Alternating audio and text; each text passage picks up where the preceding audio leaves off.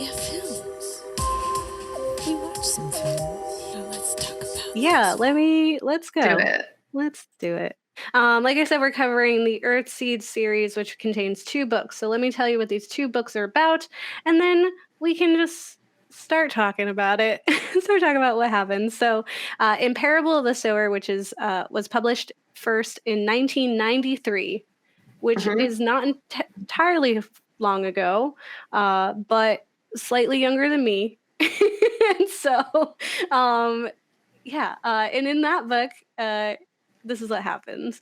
In 2025, with the world descending into madness and anarchy, one woman begins a fateful journey towards a better future. And this was the first of what has become an unfinished trilogy. And like we said, written by Octavia Butler. The second in this unfinished trilogy is Parable of the Talents, which came out in 2001, which is slightly younger than my very younger sister. So, and it continues the story of Lauren Olemina in socially and economically depressed California in the 2030s. Convinced that her community should colonize the stars, Lauren and her followers make preparations. But the collapse of society and rise of fanatics result in Lauren's followers being enslaved and her daughter stolen from her. Now, Lauren must fight back to save the New World Order. And just like one of my favorite, there's a lot of quotes from this book of the living or the Earthseed, which I will explain. But one of my favorites is, in order to rise from its own ashes, a phoenix first must burn. And I'm like, should I get that tattooed on my body? I The answer is also yes. want to get that tattooed on my body. Can we get matching tattoos that say Yes. that? Okay, well then that's happening now. It reminds me because one of my other favorite authors of all time is Toni Morrison, and there's so many quotes of hers that I want to tattoo all over me. And one is pretty similar to that, like, anything coming back to life hurts. Yeah. And I'm just like, oh my God, that's how I feel. So the Earthseed series follows Lauren Oya Olemina, a young empath living in an apocalyptic world of unrest and hopelessness. And in Parable of the Sower, Olemina is young and growing in this bleak landscape. She introduces her complicated world, the only one she's ever known. And this world, though alien to us, isn't too hard to imagine. It is the exaggerated, horrifying outcome of our current actions. It's almost a promise.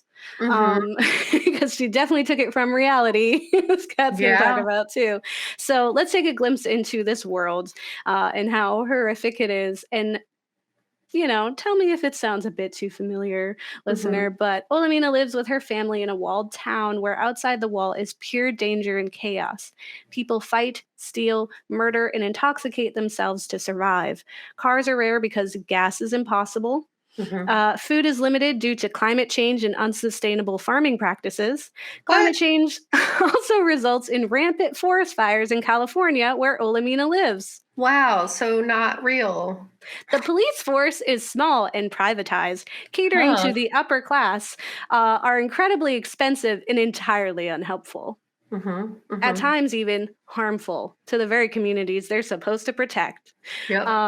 Special drugs have corrupted the mentality of entire communities of people. There's one drug called the Parateco, which is dubbed the genius drug, results in children like Olemina who are known as sharers, who physically feel what others feel. So if they feel pain and less so pleasure, they will also feel it if they see it. And they are born this way because their mothers were abusers of that drug specifically.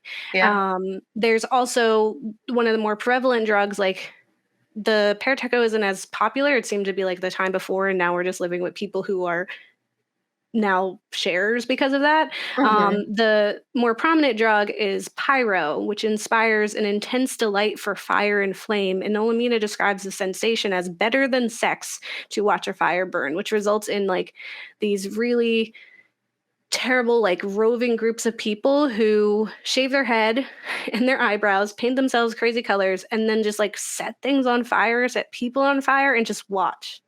And it's like they're always in the background, like they pop up, and fire pops up a lot because again, we're wall phoenixes, or phoenix eye, I don't know. And so fire is a big thing, but they are always just like this threat on the outside of like there are people out there who really love watching fire.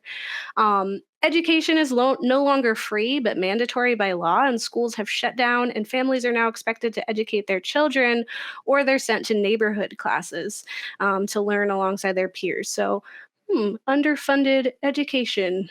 Yeah. Couldn't imagine. Slavery has resurfaced with a new face. With such a pathetic workforce, many are forced to become laborers who work not for money, but cred that they can use on the compounds of the company. So we're thinking like, industry towns, very sorry to bother you. Later, we learn about the cruel practice of collaring people into working for free. So it becomes, we're not even giving them cred. They are just slaves. And these collars are controlled by a device on a belt by the captor, who can send terrible, mind-breaking pain to the wearer. Children are murdered, made into workers or sex slaves, uneducated and lost. The bleak world has inspired fear and hopelessness, making room and inspiring the rise of religious factions that seek to make America great again, desiring to return to an impossible time that never existed. Without acknowledging any of the real issues that brought us to this point, these radicals work to cleanse the country of the broken, damned heathens that have destroyed the greatest country in the world. Again, specifically Parable of the Talents, that's where we really get these religious groups. And they're really, really terrifying, but not at all like impossible. Which was like, for me, I was like, so in Parable of the Sower, the first one, Olemina's world is dropped into further hell when her home is attacked by those pyromaniacs who deem this vulnerable community the villain. They perceive them as the rich being walled off from the rest of the world, and having anything of substance, even if it's barely enough to get by. And it just makes me think of like, our rich now who just sit and watch there is no middle class, but just the rest of us fight over the scraps that are left. Her family is taken from her, and she must walk north to survive in the hopes of finding somewhere to be safe and heard. Parable of the Sower shows Olemina as she begins to find her tribe, slowly through her journey, accumulating strays and the needy. She finds love and community on the road and seeks to build a stable home. But there is more to Olemina and Parable of the Sower than a simple too close to home apocalypse, because Olemina doesn't only work to survive and build a community. Her greatest desire is to spread the word of Earthseed, to share the knowledge, hope, and destiny of a religion she found within herself. Earthseed, the books of the living, are Olemina's understanding of God, of humanity, and of hope.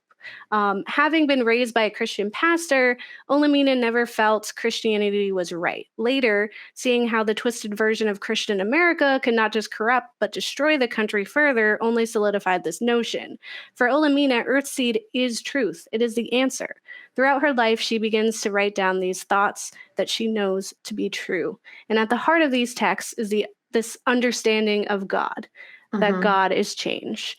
And one of the ones that you hear a lot, but this is kind of like the foundation of Earthseed, is all that you touch, you change. All that you change changes you.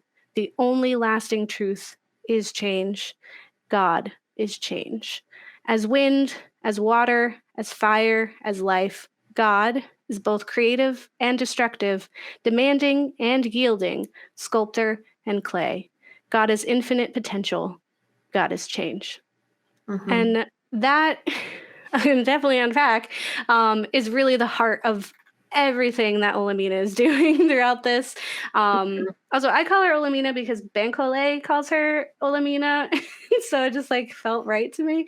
But people call her Lord. It says, but Olemina forms her community at the end of Sower and the beginning of Talents. And she founds this community around these ideologies and eventually finds a home on the land of her love, Bankole. And she dubs this community Acorn because it is a seed she intends to grow, a seed that is taken for granted and misunderstood because Olemina had grown up making and eating acorn bread, which is simply bread made from acorn flour. But this practice was learned from the ways of indigenous peoples who sought to utilize all of our environment and was unknown to others that help make their world sustainable. The trees also symbolize a lot they in their journeys they lose a lot of people. Every one of them has lost everyone that's ever mattered to them. And as they're growing their community, they do this wonderful practice of burying their dead with seeds so that trees grow. And so, death is just another change, and so is life. So it's kind of like this, you're allowing them to make this change, and to be able to celebrate them and let them contribute to the world, to the future. So the trees mean a lot too, and the acorns are super important for her. In Parable of the Talents, Olemina's acorn has grown into a wonderful family-driven community of survivors. After the rise of a monstrous political and religious figure, Jarrett, Acorn is assaulted and destroyed, leaving Olemina without her partner, her child, or her community. She takes to the road once again, and in this journey finds that Earthseed could actually never have grown to its full potential in the one community that she had, but rather needs to be spread. Other than change, there's one other important factor to Earthseed, and that is the destiny, which goes like this. The destiny of Earthseed is to take root among the stars. It is to live and to thrive on new Earths. It is to become new beings and to consider new questions. It is to leap into the heavens again and again.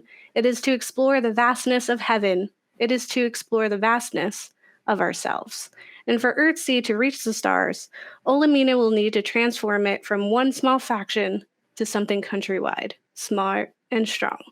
I want to talk about our incoming apocalypse, because, like I said, this world seems really close to ours. Like, it really feels like on the doorstep. They're just letting it in. And I just wanted to, there's this quote from Bankole in the story that I wanted to kind of pull out because it feels really real. He says, I have read that the pox was caused by accidentally coinciding climactic, economic, and sociological crises, Bankole writes. It would be more honest to say that the pox was caused by our own refusal to deal with obvious problems in those areas. We caused the problems. Then we sat and watched as they grew into crises. Yeah, that's what we're doing right now. Much of the Earthseed series is unsettlingly realistic, from the words of the corrupt and problematic president saying, we'll make America great again, which we all know wasn't Trump's saying first, which is why it's in here. But who would have imagined that the second coming of that phrase would happen like in the same way and in this like... Wow. His existence is an eerie parallel to the Trump presidency. And at one point, when Olemina is old enough to vote, she explains that her and her people did not vote for Jarrett, but instead for a former vice president that they didn't really like, that rather he was a safer bet. It's better to vote for a man with nothing in his head than for a man who could cause irreparable damage to the country. Yep. And I was like, oh no. That's what I did. Nobody wanted him in there. Here we are. So it sounds a bit too familiar for me. And there's also nods to our ecological and economical disasters throughout the series. And it also sparks a distaste and fear for the future as we are in this very path to destruction. Yeah. So it's just like in Butler's world, we are given these little teasers into what had happened to get there. And those are actively happening right now. Yeah. So that's our apocalypse. I'll talk about that a little bit in the RMI section. It's stressful. Yes. Yeah, we'll dive into that and get sad, but it's fine. Because in the dark, we find light and found family, community, and care. So despite the bleak, horrifying world Olemina and her community live in, there is still hope. The hope lies much in the pages of Earthseed, but also in the actions of this community.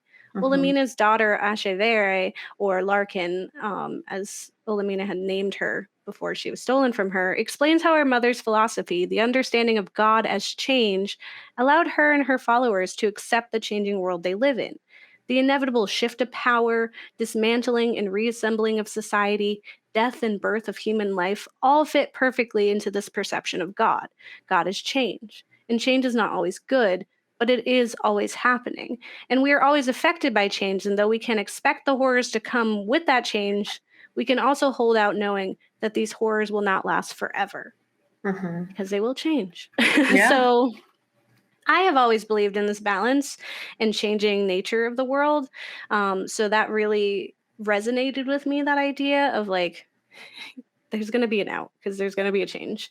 Olemina and her people got through some of the darkest of times, including imprisonment and abuse, intense traumas that suffered alone could have been detrimental to any emotional growth.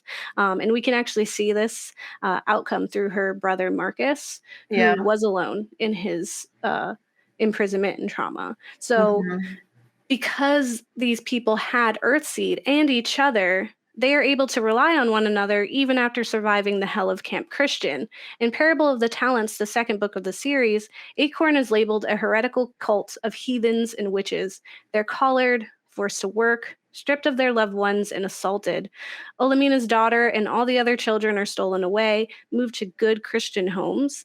And first, this idea came from just helping the children in need, like regular children in need, like orphanages, or if there were scary situations that kids were in, they were taking them and putting them in homes. But then it turned into them just stealing kids from people they thought were unfit and shouldn't have kids. Yeah, that does actually happen, like now in society. So. People steal kids all the time. It's like, not to like go on the tangent, but like this is why people are saying like there's different challenges for like the intersectional feminists versus just like white feminists who are upset about Roe v. Wade, because there's always been these issues. Like the overturning of Roe v. Wade is because the country wants a very specific type of child to exist, because our country has systematically sterilized women of color for generations. So we know there's a specific type of baby they want, and the ones that they are getting, they're sending away to the good Christian homes. It's not very subtle. And so in this, it's just like, you know, but despite the horrors, Acon's convict. Oh my God, what's up with me? You got this, Gabe. Say words. You can do it. Oh my God. That's almost, that was almost funny enough that I hope you forget to edit it out. And it's just in there. Yeah. I just wrote 27, a mess. Okay, so despite the horrors Acorn suffers, when they eventually find freedom, they're still able to hold on to their humanity, their compassion for one another, to heal and grow. It is believing and understanding the change that is God that allows them to bounce back so effectively. Some might find the idea of a God as uncaring as changed to be dismaying, but I found it inspiring. It was a relief to not have this burden of expectation. And in Parable of the Talents, Olemina explains another verse of Earthseed that releases us from the weight of sin and instead gives the power to shape your own potential and purpose. They say, we are born not with purpose, but with potential. Which I was like, yes. Yeah. Like, to live for... just to live, right? Live to push forward and to survive versus live to make this invisible man happy. Yeah, the idea of being born with purpose is a capitalistic notion. Like you have to fulfill certain roles or you're failing, versus you're born to exist and then you figure it out. Yeah, everything And from there is potential. as long as you figured it out, you did a good job. Yeah. So, like, what are we doing? So, there's also this double-bladed, like, nature of religion in the series. So, Mhm. religion is a big theme explored in it, and so it can be a tool for hope or oppression. So, we see how religion reshapes the country, turning it ugly or uglier and vile. But we also see how Olemina succumbs to it. Her daughter often chides her in the second book, angry with her love of Earthseed. Asha refers to Earthseed as her mother's most favorite child. It steals her mother from her. She sees her mother not as a cult leader, although sometimes she does flat out just call her a cult leader, Mhm. a corruptive force not too far from the likes of Christian America, which was this other forceful shadow that she had to live under. And Yeah. so Butler offers us the true face of religion that is multifaceted. It is a changeling that takes shape in different hands and can be used either to harm or elevate people. It's all a Yeah. matter of who's holding them, right? So Mhm. even the titles strengthen the morals of the series and kind of talk about this dichotomous nature because um, some of the passages in the Bible can be used to harm Mhm. populations and people, but we can also take some of those messages and repurpose them into something that we can apply in our life and feel inspired by. And so in the biblical parable of the sower, we have this man that represents God and the seed is his message, right? So just as a planted seed starts to grow, the word of God starts to deepen and grow within a person.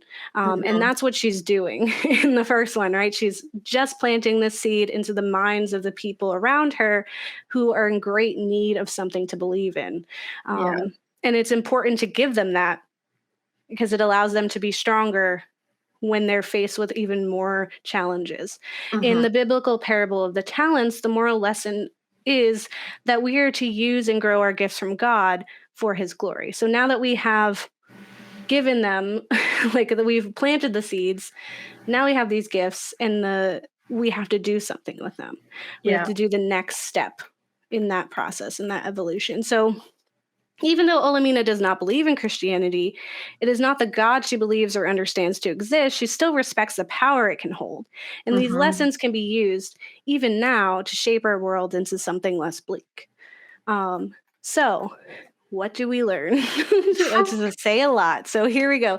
Specifically, in an article on Slate titled Why So Many Readers Are Turning to Olivia Butler's Apocalypse Fiction Right Now, writer Rebecca Onion explains Parable of the Sower and Parable of the Talents contain many plot elements that seem to have predicted our current circumstances. But because Olemina's story is also the story of a prophet, and because Butler is interested in how people might retain their humanity and direction through conditions of extreme chaos and change, the Earthseed books are instructional in a way that other apocalypse fictions are not. They are not prepper fiction, though reading them will teach you a thing or two about go bags and the importance of posting a night watch.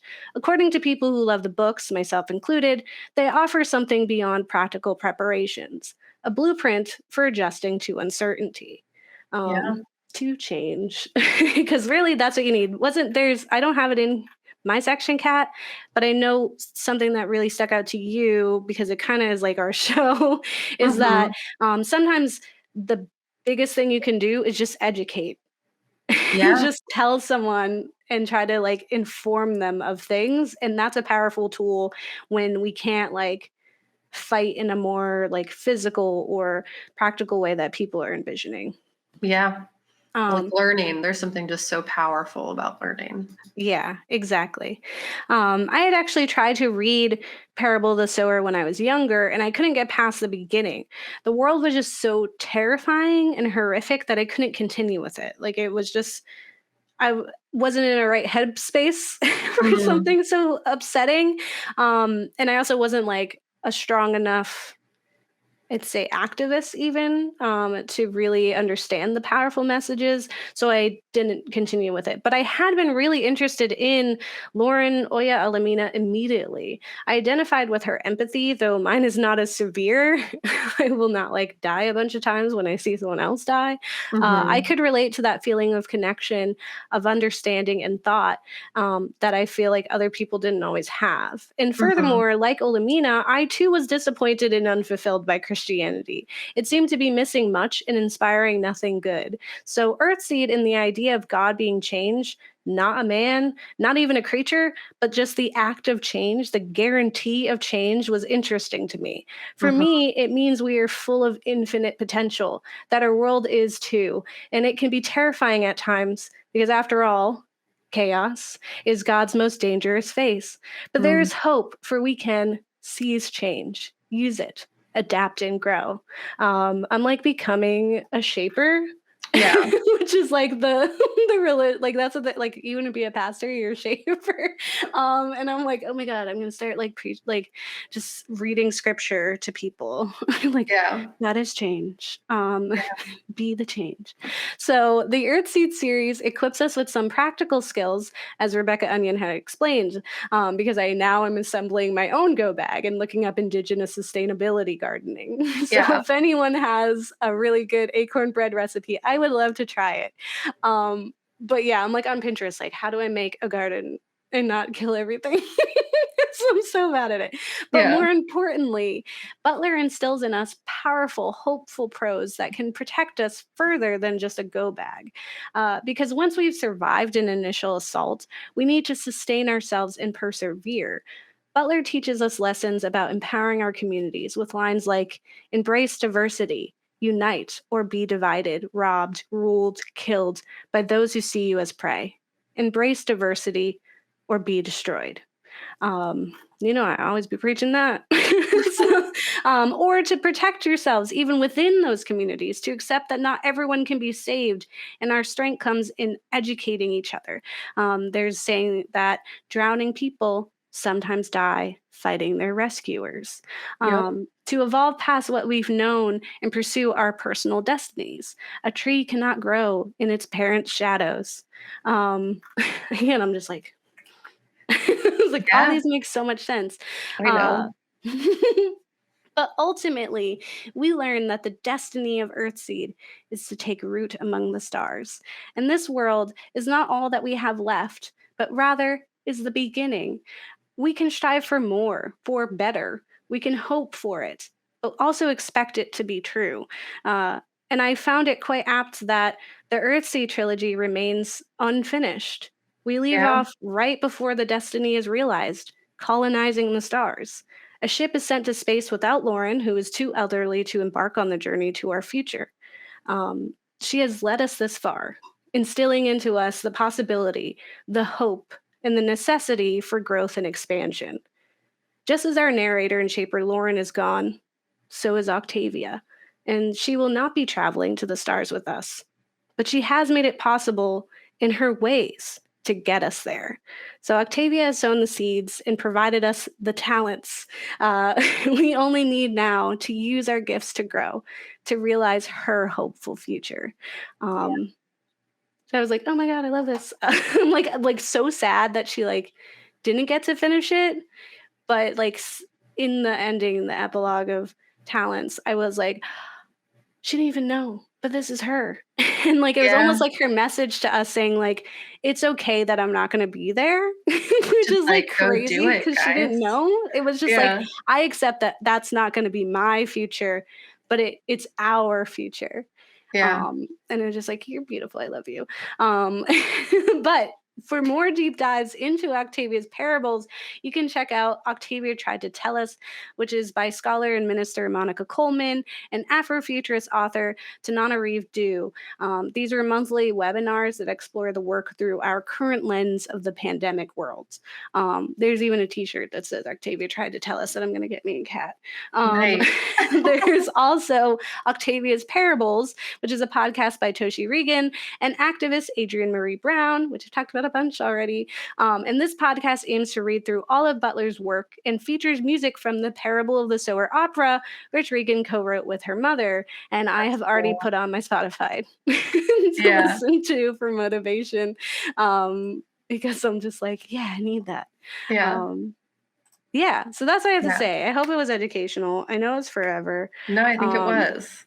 And what's terrifying is that like so much of this is so close to reality, but there's also something very calming about that also. Like it's like a weird mix of both because of like the lessons that happen in the book where you're just like, yeah, everything will change and it is inevitable, but also we can shape that change. But also if we light on fire and have to come out new people now, that's also a part of it. And that the Phoenix thing, and it's just like all ties together in that. And also like the acceptance, like I think a lot of people are just like, we need to live forever. And it's like, also maybe we don't see that change, but other people will. Other humans who hopefully suck slightly less will go forth and do things that might be good or something. I don't know. Like it doesn't have to be us necessarily too. There's like something kind of. Yeah. I'm all for like the not selfish population because we've just come out of generations and we see the results of generations of selfishness that we're like, it doesn't matter because we're comfortable now, so we don't care what happens later. And it's just like, there is no later now because you just cared about, like, I understand that if I plant a tree, I'm not going to see it be really large, but I need to plant this tree. Like, it's vital that this tree is planted for future. I also think, like, with this, and even though it's like so bleak, it's that the future that we're gonna get isn't something that's unimaginable. It's not something that is so absurd that we wouldn't be able to prepare for it and react to it like ahead of time. Like we can get ready. And I think that's really empowering too. Like Lauren, and I think by, default, also Octavia is just relentlessly positive. Like anytime like things brought them down, they got back up and were like, well, that is awful what happened, but it happened. And now we need to keep going.